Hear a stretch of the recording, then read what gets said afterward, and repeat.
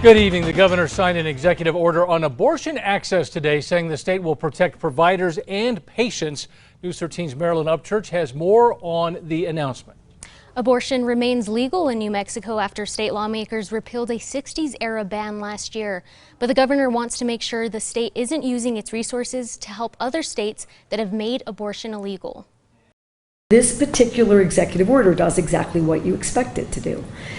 It says to providers that in addition to repealing our criminalization statute, that we are also signaling to other states that our providers are protected in the state of New Mexico.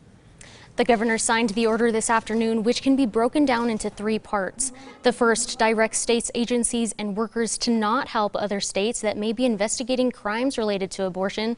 The order also directs the state to protect the licenses of New Mexico doctors who perform abortions, who may also practice medicine in other states. Lastly, the order stops the state from extraditing people for abortion-related crimes in states where it's illegal.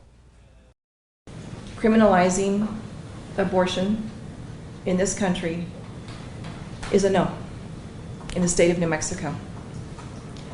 For those who provide services, for those who will have to come to our state, not for those who may, but they will be coming to our state of New Mexico, we want to make sure that they are safe.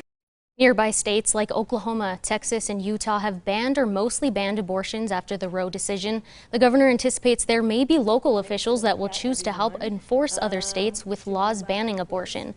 She says she's considering partnering with the Attorney General to make sure those issues are minimized. The AG's office say they will stand to protect access to abortion care. Back to you. Marilyn, thank you. Republican Senator Crystal Diamond responded to the governor's order today, saying she's, quote, ignoring the tidal wave of issues that our health care system is facing.